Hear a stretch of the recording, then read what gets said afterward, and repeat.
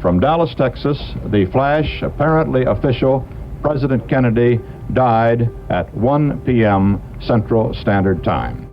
Cuba itself is really quickly going to become the Kennedy administration's top priority. The next 4 years are going to be difficult and challenging years for us all. At the end of the day, the US is facing off against this tiny island, Cuba. How could you lose? Castro will tell the General Assembly the United States is seeking to overthrow him. Kennedy really looks to the CIA to get the business of the Cold War done. Castro and his fellow dictators may rule nations, they do not rule people. The CIA were kind of playing JFK. In the eyes of some CIA-trained militants, Kennedy had become a traitor to the cause. B-26 bombers of the Cuban Exile Air Force attacked Castro's airfield.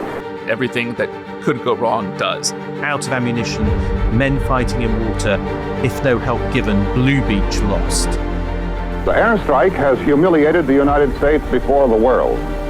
Were you ever offered money to assassinate President Kennedy? Directly, on numerous occasions.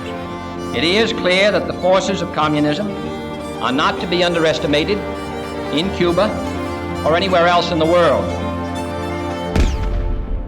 It's like a nightmare. It's something you think, well, I'll wake up tomorrow and it's not true.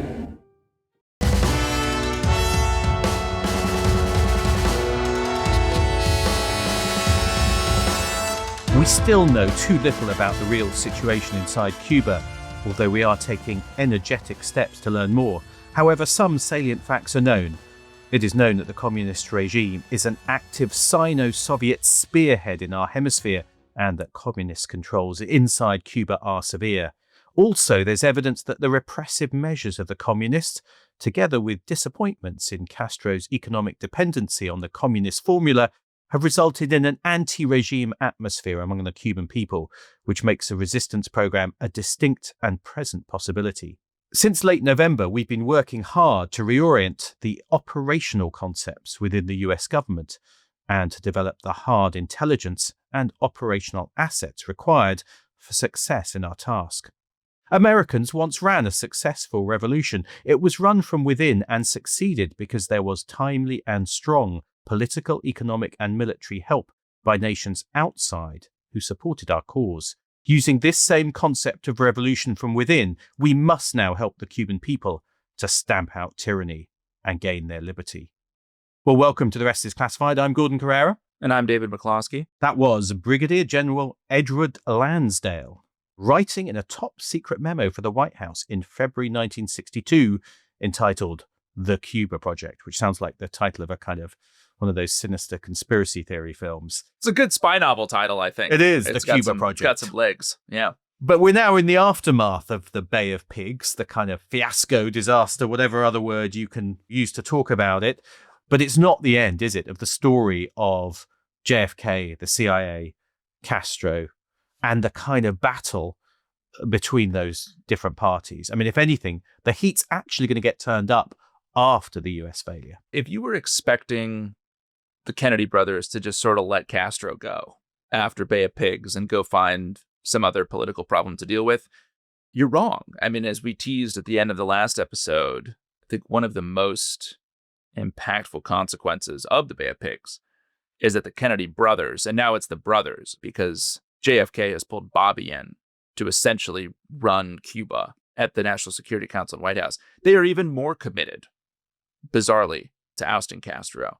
And it's personal now, I think. You know, I come back to that kind of family cohesion, brotherly loyalty point that their dad had really beat into them when they were young.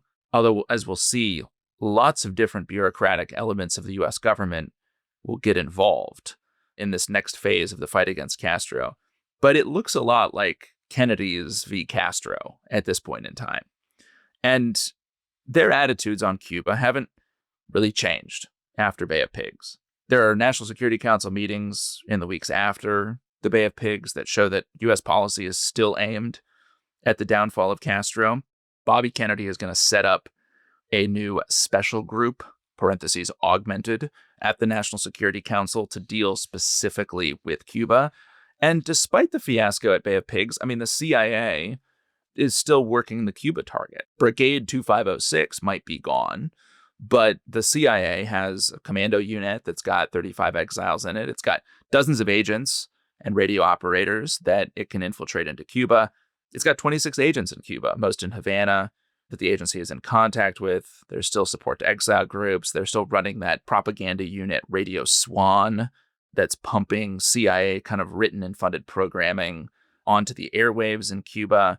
So it's got tools, right, that it can deploy against the Cuban problem. Now, there's been a leadership shakeup at CIA. Dulles and Dickie Bissell are, over the rest of 1961, shown the door. They're not pushed out right afterward. Because that would look too much of an admission of failure, wouldn't it? And two new characters join us. One, Richard Helms, becomes the deputy director for plans. So he takes over Dickie Bissell's slot. Helms will become, in later years, the DCI himself. And then a man named John McCone is made the DCI. Now, McCone is personally close to Bobby. There are great stories about Bobby Kennedy's wife, Ethel, actually picking John McCone up from Langley on her motor scooter to drive him out to Hickory Hill, this estate that Bobby lived at.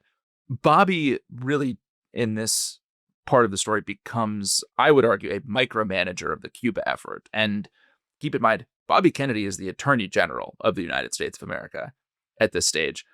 But he is interacting, as we'll see, with all kinds of kind of mid-level officers of the Pentagon and the CIA that are a few steps down from Helms and McCone. Yeah, it's interesting though, because some of Kennedy's aides, I think Schlesinger particularly, writes a memo basically saying we need to kind of clear out the CIA. We need to reform the whole bureaucracy. This whole thing is broken. But the decision is not really to do that. Yes, Dulles and Bissell are gone, but Helms, Angleton, some of these other figures who we hear about who've been involved in Cuba stay and rise up. And yeah, McCone is there, but he feels like he's Kennedy's man who's there relatively close to him. But it's still the same world. There's not been the shakeup that I think some people felt there should have been or ought to have been at that point. So it's interesting, isn't it? Because there is a kind of continuity. And the Kennedys, again, opt for continuity rather than radical reform. No, they move high-level personnel around. I mean, for example, the Cuba task force that Bissell had been running is kind of stood down, but then reconstituted in different parts of the bureaucracy. So the org chart kind of changes, but I think a lot of the mid-level players are still there, right? And nothing massive has really changed. And so now this new leadership is going to be told, basically, we want regime change in Cuba, but also specifically go after Castro, isn't it? I mean, that was always, as we'd heard, a kind of priority, but it's going to be even more so now. And there's going to be two new men who are brought in to lead the Cuba charge that are kind of seen as bringing a fresh perspective on this problem. The first one, you read an excerpt from a memo that he wrote to start the episode, Brigadier General Edward Lansdale. And by the way, tip of the cap here to Max Boot's wonderful book, The Road Not Taken, Edward Lansdale and the American Tragedy in Vietnam. He's got some just exceptional stuff in there on Lansdale's experience with respect to Cuba here, which is remarkable. So Lansdale is a supposed expert on guerrilla warfare techniques. He's alleged wrongly to be the model for the protagonist in The Quiet American, the Graham Greene novel. Fantastic novel. Fantastic novel. But rightly, he is the inspiration for one of the few positive characters in The Ugly American. So Lansdale's kind of a notorious figure. He's got a reputation as a can-do covert action specialist. He's an advertising exec turned Air Force officer turned CIA man. And in the early 50s, he had helped to mastermind the defeat of a communist uprising in the Philippines. And then he was in Saigon in 1954. So Lansdale is seen as kind of a covert action guy.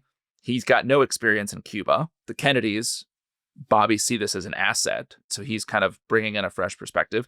He'd not been involved in the Bay of Pigs. And in late 1961, Lansdale is a special operations chief at the Pentagon. He's no longer working for CIA. And he is made chief of an interagency task force, which comes to be known as the Caribbean Survey Group.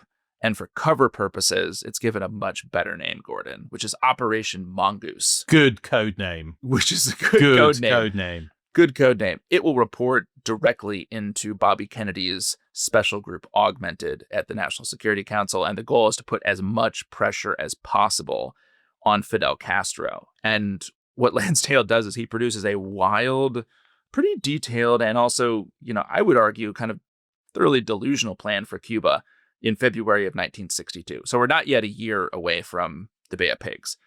This plan is to start in March. It runs over 6 phases, from gathering intelligence up to guerrilla operations, and then it's supposed to culminate in October of that same year with what Lansdale called the touchdown play, which is the overthrow of Castro by an open revolt. And there's a lot of different elements to this plan. There's 8 different sub-plans to the different elements of the main plan.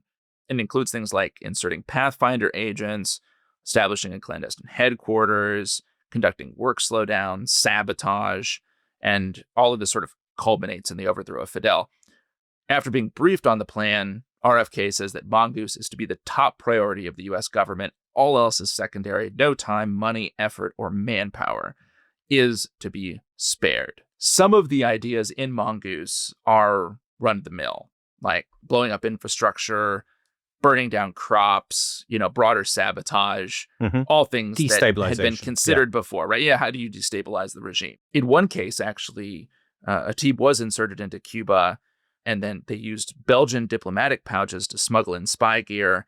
The team created a network of almost 100 agents that operated through late 1963, helped create supply lines for armed groups. So what we're going to talk about here in a minute is going to show that Mongoose kind of goes nowhere, but there are elements of the plan that do come to fruition. And you get the sense in this time period that there's a lot of this activity of, inserting exiles or commando groups into Cuba to conduct raids, to gather intelligence, to sabotage, critical infrastructure.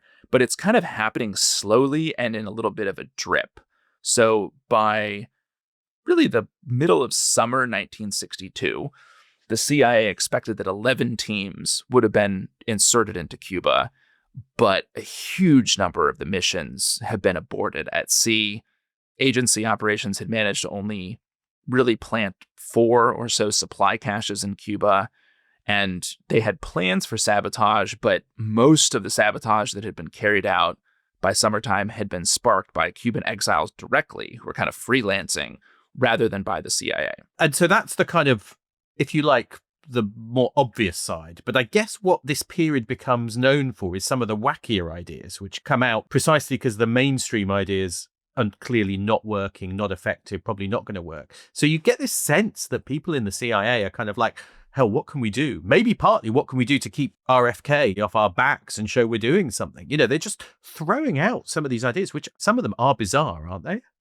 Some of them are insane. I do think when we look at this whole stretch of the JFK presidency and Cuba, it's basically a rite of passage for anybody looking at destabilizing the Castro regime or trying to kill him, that you have to come up with an insane idea, and you have to put that idea on paper for the historical record so that now we can look back on it and talk about what a lunatic you are. And Lansdale, he undergoes this rite of passage just like everyone else does. So on October 15th of 1962, I think to your point, Gordon, realizing that a lot of the sort of mainstream stuff is just not really working, Lansdale writes a memorandum titled Illumination by Submarine, and it proposes firing star shells from a submarine to illuminate the Havana area after dark on the 2nd of November, critical date, which is All Souls Day, in order to, quote, gain extra impact from Cuban superstitions. Now, the memo, contrary to the popular lore on this, which argued that the net effect of this would be to convince Castro and the Cuban population that this was the second coming of Christ. That's not actually what Lansdale was intending to accomplish. But the memo does suggest that the star shells could be coupled with a CIA-generated rumor inside Cuba about mysterious portents signifying the downfall of the Castro regime and the growing virility and strength of the resistance. And when this idea came out over a decade later in the Church Pike hearings, it was mocked as elimination by illumination. I mean, it is a bit almost medieval, when they used to think that a comet was a kind of portending some doom for your king or your country if you saw it overhead in those days. I mean, it sounds pretty desperate to me. Although we should say they'd already done some pretty desperate stuff already. I mean, we've heard previously that we've had the poison cigars and drugs and things and diving suits with fungus. So, I mean, I just get the feeling these people inside the CIA are kind of spitballing. Well, what can we do? We could do this. We could do that. And I will share with you, without giving away any of the details of which country I'm talking about, a very similar experience I had almost 60 years later when I'm working at the CIA.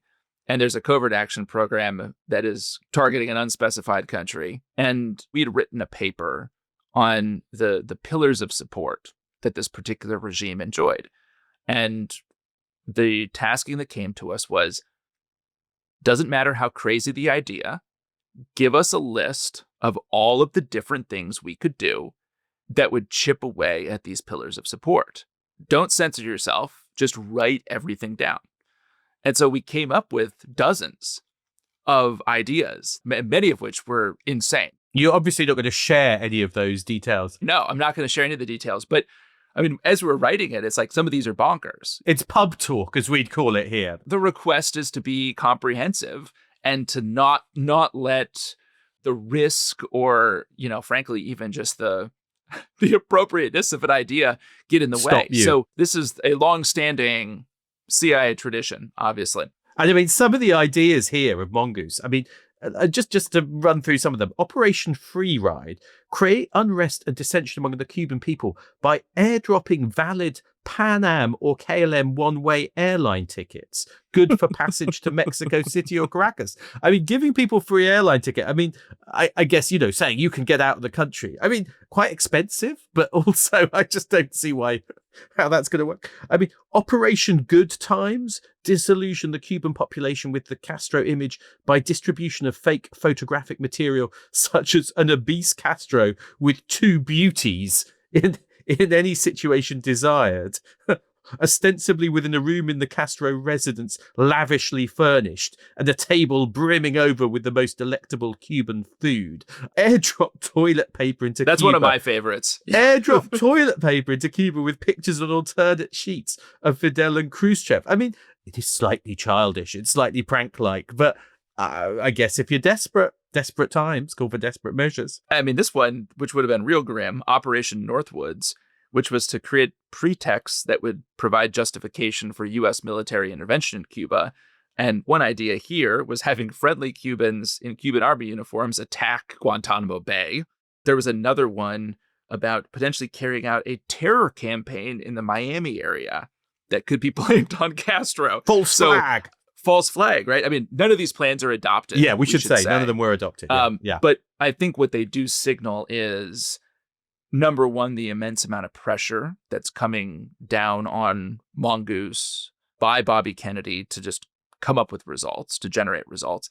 And the fact that the kind of normal stuff that the CIA would do as part of a covert action program, working with exiles, building up a paramilitary group, propaganda, sabotage, they're not working, right? It's just not having the desired effect. Now, another character, and he is indeed a character who gets involved in the Cuba effort at this point, is at the CIA. He's a renowned case officer named William Harvey, who had been station chief in Berlin and had helped actually mastermind the Berlin Tunnel operation. Also had been one of the first to spot that Kim Philby might be a bad un when Philby was in Washington. So he's kind of a very, very interesting character, but also kind of slightly erratic, slightly tricky. I think it's fair to say. He's pear-shaped. So if you're picturing a sort of swashbuckling James Bond figure, Bill Harvey is not that. Although he does seem to have the Bond libido. Bill Harvey claims that he slept with a woman every day of his life since he'd been an adolescent. He also carried a gun at all times, which is not common for CIA officers. Now, what he starts to run at the CIA is something called Task Force W, which is going to be the kind of revamped Cuba effort at the agency. He stands up a group called ZR Rifle, which is going to undertake executive action against Castro. And so, very interestingly, we have this contrast between JFK essentially not authorizing the airstrikes that might have enabled the Bay of Pigs invasion to succeed, doesn't want to get into overt conflict with Castro, but we're now sort of doubling down on actually killing him.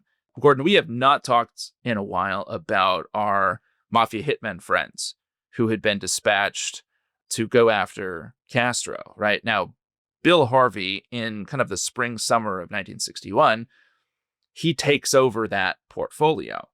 And he's running, if you recall, our Mafia friends were Handsome Johnny Rosselli, Sam Giancana of the Chicago outfit, and they were being essentially run by a guy named Bob Mayhew, who was a former FBI agent who the CIA used for sort of odd and sometimes sleazy jobs. And I can imagine Harvey being just the right man for this, because he's more like them than anyone else. I mean, he kind of looks and feels a bit Tony Soprano-y, Bill Harvey. So I think he's going to get on quite well with these gangsters, which is perhaps, again, going to lead to some of the conspiracy theories, which will come later on down the line. One of the first things that Bill Harvey does is he looks at the interaction with the mobsters. And I mean, plotting had kind of been stalled since the first failed effort to deliver poison pills to an anti-Castro agent in Cuba. Now, Harvey looks at this and says, okay, I want Sam Giancana out of the picture. You remember, Sam Giancana has a big mouth and also had convinced the agency to help him bug a hotel room to see if his girlfriend was cheating on him and gotten the CIA in some hot water with the FBI. So Bill Harvey says this guy's a liability. There's another mobster involved named Santo Trafficante who is a drug runner, but that's not the only reason he's fallen out of the agency's favor. And it's because he's actually suspected of maybe sabotaging that earlier poison pill attempt, or perhaps more worrisome, that the agent to whom those pills were passed was in fact a double and working for Castro. And so this whole network under Trafficante is sort of suspect. And what happens is that the mob effort is essentially whittled down to Handsome Johnny Rosselli. And they hatch another plan, Gordon. And do you know what it is? It is poison pills. It is the exact same plan as the one they hatched before. And the idea is that, again, the CIA will deliver poison pills that a band named Tony Verona, who's part of this exile group in Miami, Tony Verona will run those poison pills to a contact in Havana who works at one of Castro's favorite restaurants. And in exchange, Tony Verona's group wants guns and money.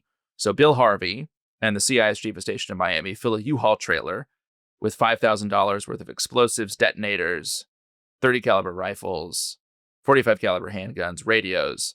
They leave it all parked in the U-Haul at a drive-in restaurant in Miami. Verona's people pick it up, and those pills will eventually find their way into Havana. Now, Rosselli is pulled deeper into the work by Bill Harvey, and it seems that Rosselli and Bill Harvey get along really well, actually. There's like a mutual respect between them.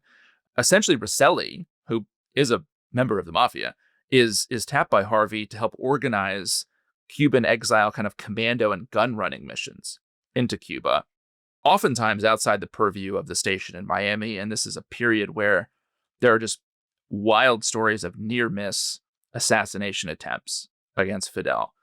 In one case, Rosselli prepares a team who had allegedly nearly assassinated Castro at a Havana intersection in September of 1961. That team's rolled up and captured and executed. In another case, a team is infiltrated into Cuba with the idea that they will fire rocket-propelled grenades at Castro when he appears during a public ceremony, but there's problems with the weapons and they're arrested. And then back to the poison pills. In another case in 1963, one of Tony Verona's assets, who's a waiter in Havana at one of Castro's favorite haunts, the Hotel Havana Libre, is working when Fidel shows up and orders a chocolate shake. Now, the asset apparently has one of the poison pills hidden in the freezer of the restaurant in kind of a back panel, but the pill had frozen to the metal siding. And when the waiter is trying to claw the pill off so he can put it into the shake, it bursts open and is totally useless. So, again, we have just failed assassination attempt after failed assassination attempt. All the while, the CIA's effort against Cuba is getting huge. I mean, this is a period where the CIA station in Miami is probably one of the largest in the world, and there are so many boats ferrying agents and supplies into Cuba that the agency may have controlled the third largest navy in the Caribbean at that period of time. But despite all of this activity, by October of 1962, Mongoose and the CIA's Task Force W under Bill Harvey have fallen well short of expectations. They're putting together kind of lists of targets to hit inside Cuba. They're compiling a target list, but really not much has actually happened. And there, I think, is a perfect moment to take a break, because in October 1962, something else is going to happen in Cuba, which is going to be very important when it comes to JFK's presidency. So let's take a break. And after that, we'll look at the last months, really, of JFK's presidency leading up to his death. See you after the break.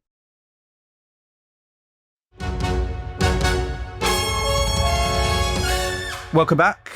We left things in October 1962. And of course, that is a big month in world history. What happens, Gordon? Something called the Cuban Missile Crisis. Now, I should say, in case you're wondering how we're going to kind of squeeze that into the last of a 6-part series. We're going to do it in 15 minutes. Let's do it. 10-second summary. Some missiles.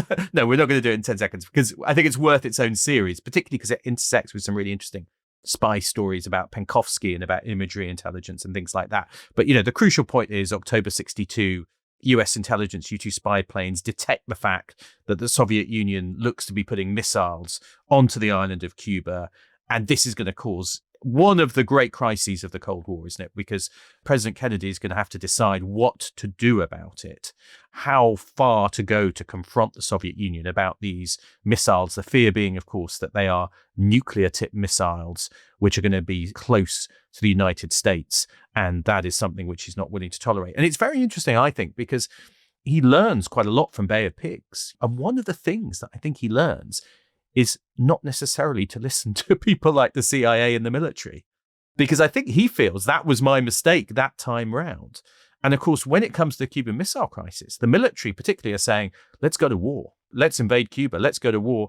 Some of them are basically thinking, let's just get on with this whole World War III thing with the Soviet Union because we've got to do it. And Kennedy actually, you can see him having grown from the experience, I think, of Bay of Pigs in the way he handles the Cuban Missile Crisis. And I think it's really interesting because, he could have taken that opportunity to basically do what he wants to do, which is get rid of Castro. And there are definitely people wanting him to do that. But he's learned to be skeptical and back away from the most aggressive option and think quite carefully. So he learns, and it's emblematic of a person who suddenly put the right structures and right systems in place to handle a crisis.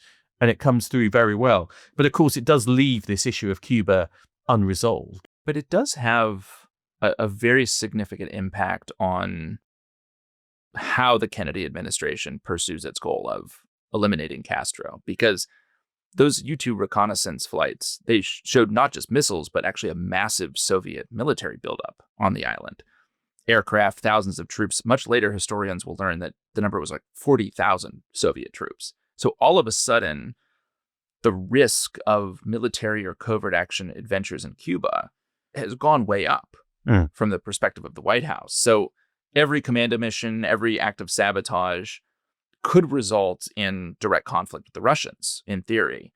And on the 29th of October, so this is in the middle of the missile crisis, RFK goes to Mongoose, goes to the CIA and basically says, shut down the Cuba operations. Like, I don't want there to be any commando missions or infiltrations done anymore.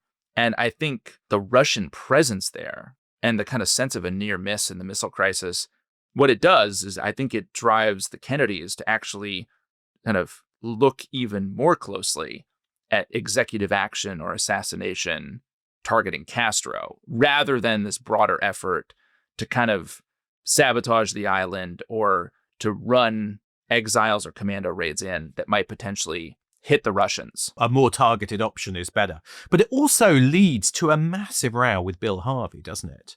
Which I think is very, very interesting because they're worried during the Cuban Missile Crisis of CIA covert action kind of triggering a war or undermining the policy.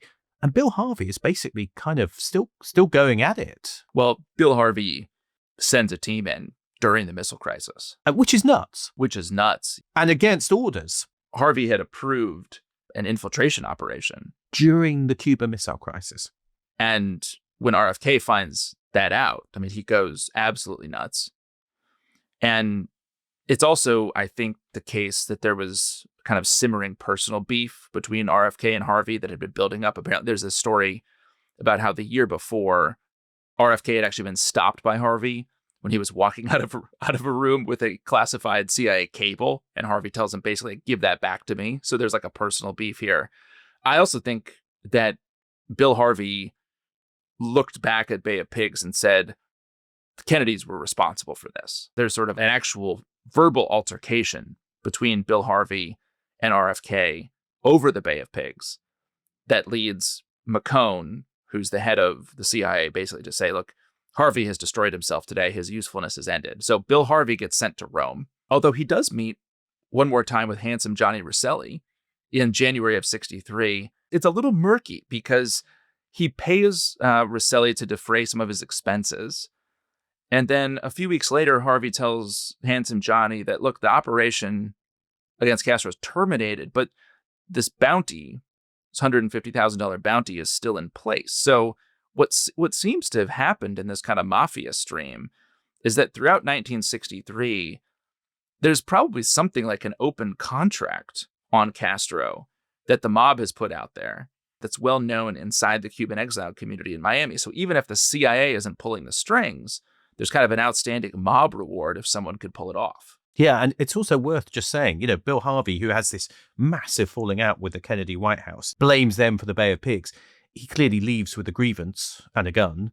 And one of the kind of tracks of the theories around the conspiracy around the Kennedy assassination will involve Harvey, actually. The people who do believe that the CIA might have been responsible, people will point to Harvey as a man who had this kind of real bitterness towards the Kennedys and who felt they'd let the CIA down and who's been moved out of his job and has contacts with the mob. So you can see why he becomes part of the kind of folklore around what might have happened there. A theory that we will be and are exploring in our exclusive miniseries for Declassified Club members about these theories surrounding the JFK assassination in Cuba and the mob. And the CIA. Don't forget the CIA. I always forget to mention the CIA there, Gordon, for some reason. But meanwhile, back in the run-up to the assassination, I guess Harvey is out. He's going to be replaced by someone else, Desmond Fitzgerald. I guess partly because he's more of a RFK man. Yeah, I mean, RFK is basically making personnel decisions 4 or 5 rungs down the ladder at the CIA. So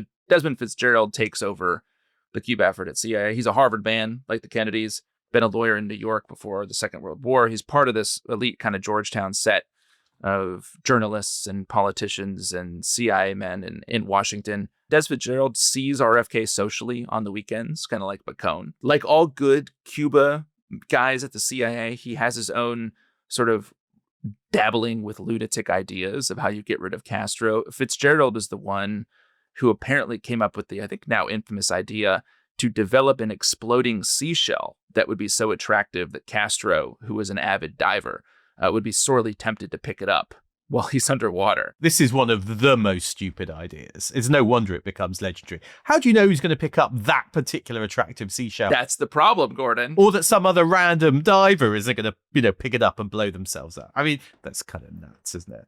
And what, it's going to be replaced by a midget submarine? Is that right? I mean, anyway, I think that's one of the other nuts. problems. A midget submarine has to get very close to the Cuban shore to deposit the seashell, and you have no idea who else is going to pick it up. Also, how do you design a seashell that's just unbelievably attractive, such that Fidel could not help but pick it up? Anyway, lots of problems. That idea is abandoned. So more ideas on assassination and more ideas on sabotage as well, I guess, to try and kind of keep the momentum going. That's right. In the spring of 1963, the CIA is kind of getting, I think, fed up with these commando raids that the exiles are running. It's kind of seen as a way to pump up the exiles, but it's having really no impact inside Cuba.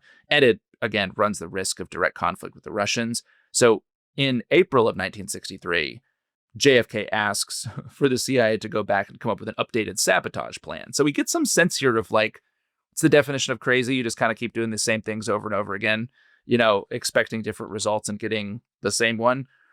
The Kennedys go back, let's try sabotage. So Des Fitzgerald works up a plan over the summer.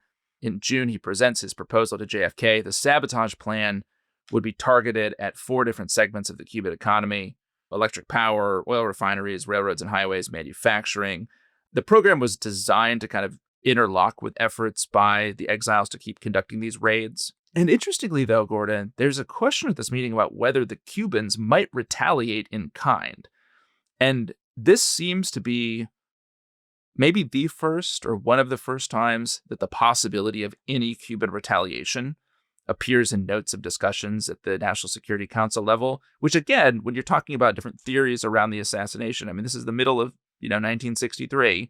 We're months away from John F. Kennedy's assassination. Where's that coming from? The Cubans started to think about, how do we make the Americans pay a price for everything they're doing on the and island? they've tried to do some things, haven't they, the Cubans? I mean, in 1962, I think Castro dispatches some agents to New York to carry out some bombings targeting the Statue of Liberty and Grand Central Station.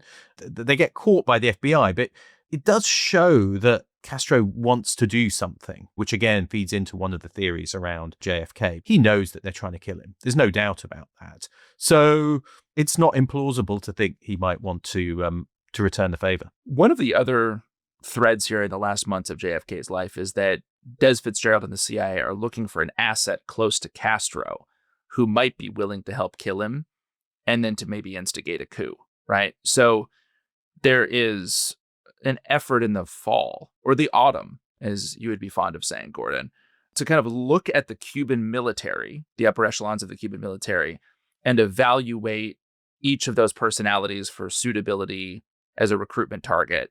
And the agency looks through maybe 150 potential recruits. It's in contact with a very small number of them, maybe 3 or 4. And one of those is a Cuban major named Rolando Cubela Sequeires, who will get the cryptonym AM Lash. AM is the digraph for Cuba, for Cuban assets back in those days. Now, Cubela, he's a prominent Cuban who had been a communist. He'd actually been a player in the revolution. He was responsible for killing the deposed dictator Batista's director of military intelligence.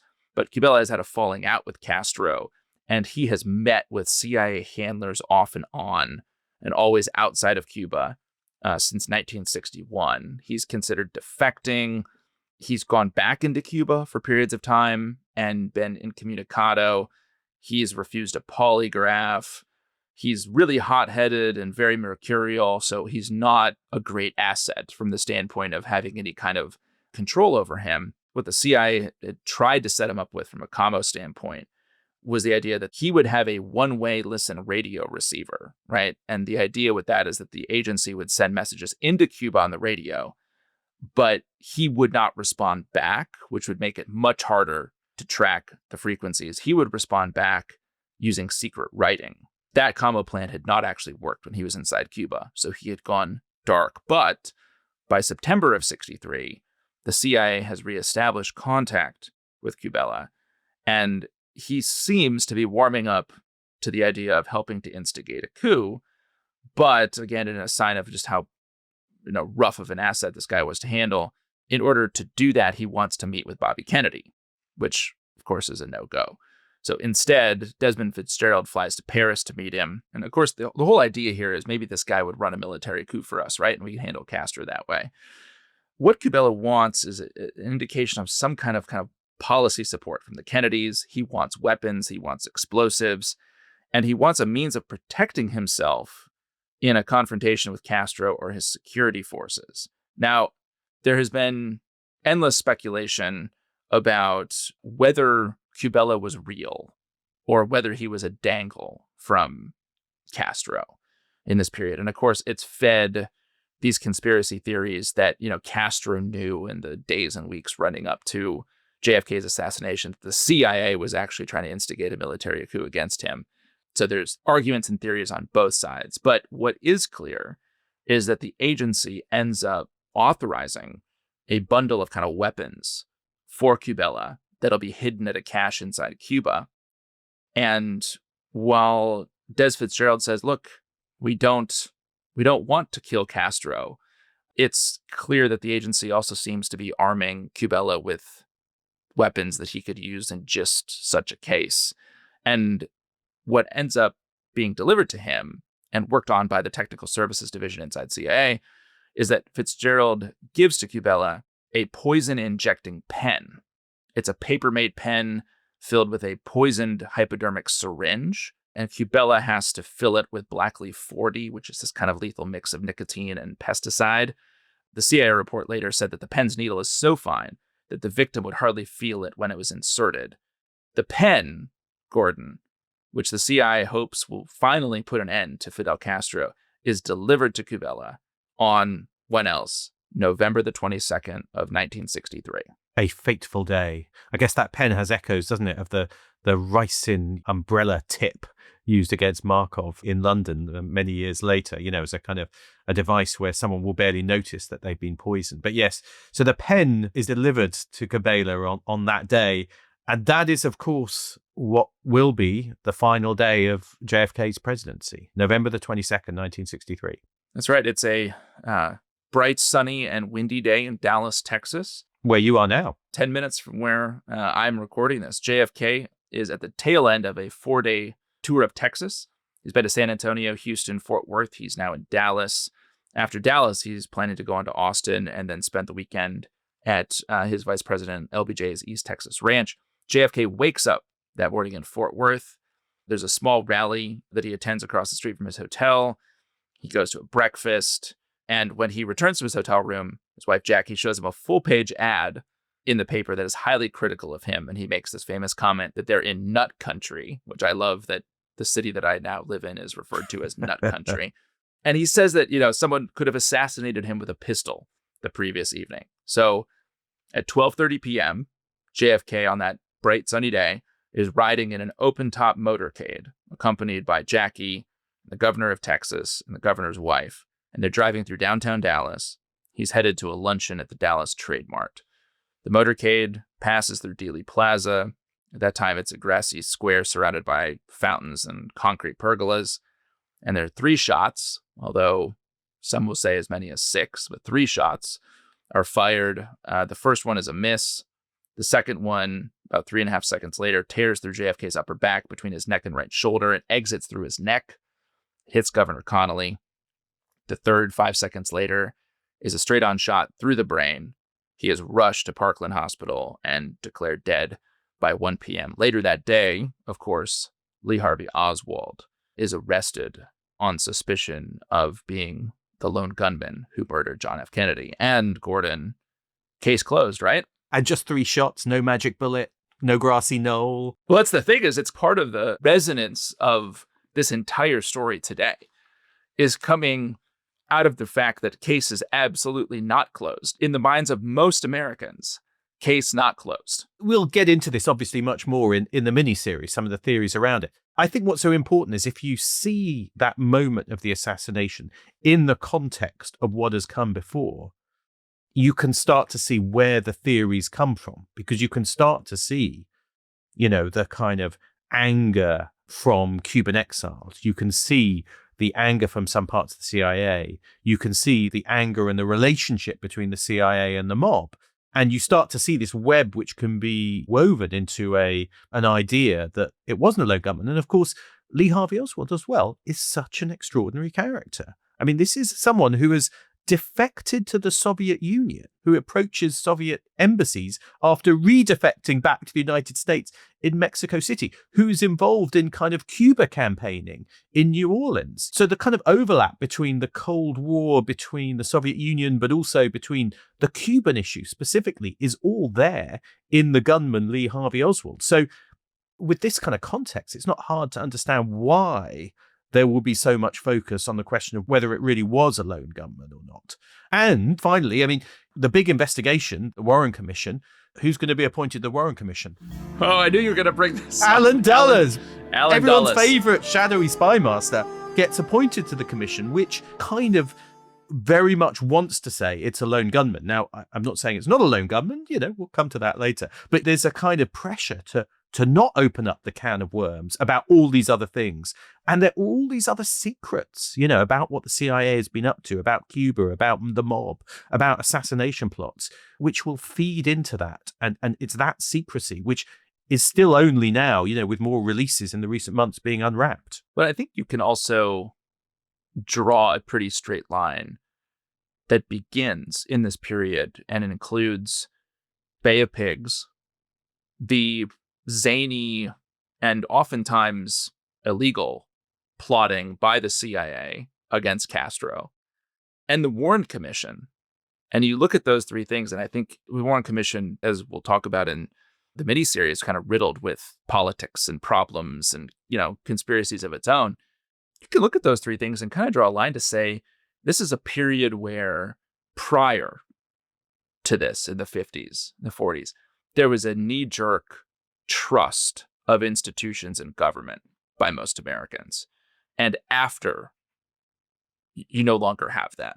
And you just have to look at the way the CIA is viewed today through the lens of a lot of these kind of activities, or the way the Warren Commission is viewed today. I mean, the official record on the assassination is not trusted by the majority of Americans. And at one point in the late 90s, was not trusted by 80% of Americans. So this distrust of institutions, this distrust of the political narrative, this distrust of the Central Intelligence Agency, I think we've talked a lot in other episodes of this podcast about the role of the kind of Church Pike proceedings in the 70s as being this turning point. But you could make the argument that the seeds of that distrust start in this period under Kennedy and go back to Cuba. I think that is absolutely right. I think, there's a sense in which innocence is lost for America, in which a kind of cynicism and conspiracism takes root because of the kind of psychic shock of having this hugely popular, young, vibrant, virile president murdered in this dramatic way. People are going to want to look for answers. And we know, people will often want to look for reasons behind it. And then, of course, because of this history with the CIA, and because of the fact Lee Harvey Oswald has this kind of curious background, there's going to be layers of secrecy which are placed over the story of the assassination and over Lee Harvey Oswald. We had document releases just in the last few months, which may have not told us a different answer as to who killed Kennedy, but which certainly kind of reveal, for instance, what the CIA was up to in Latin America in a different way, or what they knew about Lee Harvey Oswald, what they were doing in Mexico City. And of course, all these secrets had been kept because the CIA felt they needed to keep them. But because people knew there were secrets there, that's also fueled the kind of conspiracism which has come out of it. And so we'll have more time, I guess, to explore who we really think did kill Kennedy. But I think this series does give you a feel of why, at least, a theory that it wasn't a lone gunman has taken root, and just the kind of crazy nature of those times, I think. And why, and again, we'll discuss this much more in our mini-series for club members, which I would encourage everyone who is listening to this, if they have not already, to go to therestisclassified.com, become a club member, and listen to that mini-series, because in the wake of the assassination, Bobby Kennedy asks McCone if the CIA did it. Bobby Kennedy wonders if it could have been the Cubans. So again, he's obviously grief-stricken, but at the time, given this history we just talked about, these are not zany ideas. These are hypotheses or suggestions that are held by senior officials in the United States government, right?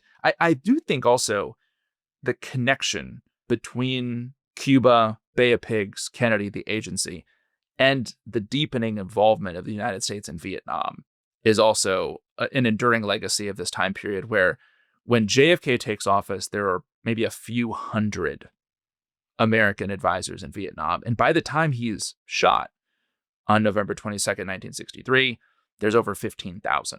So it obviously becomes LBJ's war, but so much of the pivot in many ways to Vietnam and the focus on Vietnam is a legacy, I think, of the very personal failure that JFK felt at the Bay of Pigs, and a desire that you wouldn't have governments in other parts of the world lost to communism on his watch. I mean, just to wrap it up, I think that is why this is such a consequential story. Because, it tells you something about the CIA, tells you something about the CIA and JFK, tells you something about America and the American psyche, and it tells you something about international history and Cold War history, whether it's the Cuban Missile Crisis or the build-up in Vietnam. So many of those things kind of relate back, almost so many of them, to the kind of Bay of Pigs and to the failure that takes place there. I think it's a kind of remarkably pivotal and important and kind of consequential events. So it's been a kind of absolutely fascinating series. And I think it has opened up my eyes to just how important that event was and the consequences of it. So just a reminder, if you want to hear more, we will be talking about the assassination and how the CIA might have done it.